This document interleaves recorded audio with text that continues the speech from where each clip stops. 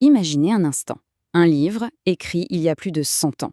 Un livre si puissant, dit-on, qu'il contiendrait les véritables secrets de la réussite et du pouvoir. Un texte qui aurait façonné le destin de géants de notre monde et transformé la vie de milliers de personnes. Eh bien, ce livre, le voici, La clé de la maîtrise. Publié en 1912 par Charles F. Hahn, un homme d'affaires américain. À l'origine, ce n'était pas un livre au sens où on l'entend aujourd'hui, C'était un cours par correspondance, envoyé en 24 parties. Un véritable système conçu pour maîtriser son esprit et, par extension, son destin. Et autour de ce livre, les légendes sont nombreuses. L'une des plus célèbres, c'est que le jeune Bill Gates serait tombé dessus à Harvard et que sa lecture l'aurait poussé à tout plaquer pour lancer Microsoft. Bon, simple rumeur, peut-être bien, mais sans dit long sur la puissance qu'on attribue à cet ouvrage. Il faut savoir qu'à l'époque, ce savoir n'était pas donné. Le cours coûtait 1 500 $. Pour qu'on se rende bien compte, ça représentait l'équivalent de 2 ans de salaire pour un ouvrier moyen. C'était un investissement absolument colossal pour un secret qui, visiblement, était jugé inestimable. Et pour couronner le tout, le mythe raconte que le livre était si dérangeant, si révolutionnaire, qu'il aurait été interdit par l'Église en 1933 avant de disparaître pendant des décennies. Alors la question se pose, qu'est-ce qui peut bien se cacher dans ces pages ? Allez, on va plonger ensemble au cœur du système pour le découvrir. Ok, la toute première clé, la première serrure à ouvrir, c'est une idée à la fois très simple et incroyablement profonde. Tout ce qui nous entoure à l'extérieur a d'abord commencé à l'intérieur de nous. Pour Hahn, la distinction est très claire. D'un côté, il y a le monde intérieur, celui de nos pensées, de notre esprit. Ça, c'est la cause. C'est là que tout commence.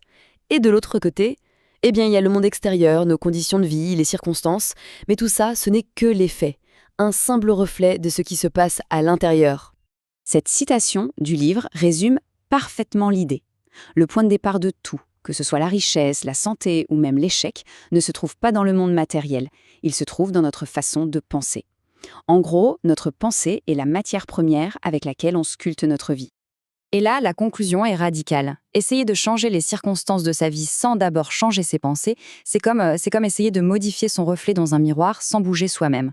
C'est complètement inutile. La seule action qui compte vraiment se situe au niveau de la pensée. Mais alors, comment ça fonctionne concrètement, ce mécanisme ? C'est justement la deuxième clé. Pour nous expliquer cette mécanique, Hahn nous propose un modèle de l'esprit. Et selon lui, on n'a pas un, mais bien 2 esprits, qui ont chacun un rôle bien particulier. C'est la deuxième serrure à déverrouiller. Alors, on a d'un côté l'esprit conscient. C'est notre raison, notre volonté, celui qui analyse, qui réfléchit, qui choisit. Et de l'autre, on a l'esprit inconscient. Lui, c'est le domaine de l'instinct, des émotions, des habitudes.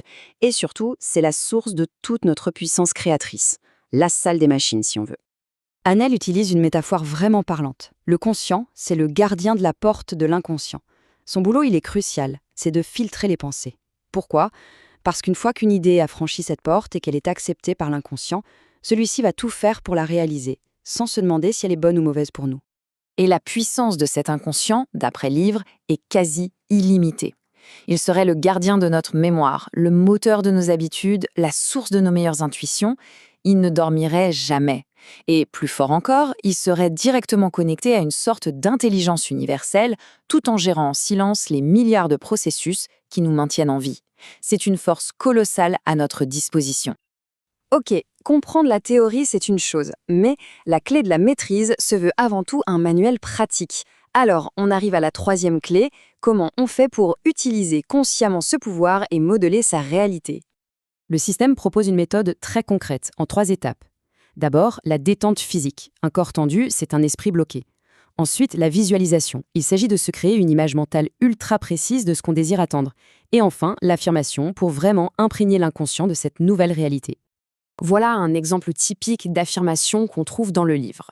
Le but, ce n'est pas de se mentir, c'est de déclarer une nouvelle vérité, de donner un ordre clair à l'inconscient. En répétant ça, on remplace petit à petit les vieilles croyances limitantes par cette nouvelle programmation. Et l'inconscient, lui, se met au travail pour la manifester. Cette méthode en 3 temps, c'était vraiment le cœur du réacteur. Un moteur si efficace que son influence s'est fait sentir bien au-delà de son temps et a planté des graines qui ont germé tout au long du XXe et même du XXIe siècle. On peut vraiment tracer une ligne directe depuis Hahn en 1912, en passant par des auteurs comme Napoléon Hill dans les années 20, qui se serait inspiré du système pour écrire son best-seller Réfléchissez et devenez riche, jusqu'au phénomène mondial de 2006, Le secret de Rhonda Byrne, qui a totalement remis ses idées sur le devant de la scène. Ce qui est fascinant, c'est de réaliser que la fameuse loi de l'attraction, qui a fait tant de bruit au début du XXIe siècle, n'a en fait rien de nouveau. C'est un des mécanismes fondamentaux décrits de façon très structurée dans La clé de la maîtrise, presque un siècle plus tôt. Finalement, tout nous ramène à cette vérité centrale du livre. La pensée n'est pas quelque chose de passif, c'est un acte créateur. C'est même la seule et unique véritable action que l'on possède. Et de cet acte de pensée découle absolument tout le reste dans notre vie. La clé de la maîtrise nous laisse donc avec une question assez vertigineuse. Si nos pensées sont les véritables architectes de notre réalité, alors la question la plus importante n'est pas de quoi demain sera fait, mais plutôt quelle réalité choisit-on de construire, maintenant, pensée après pensée,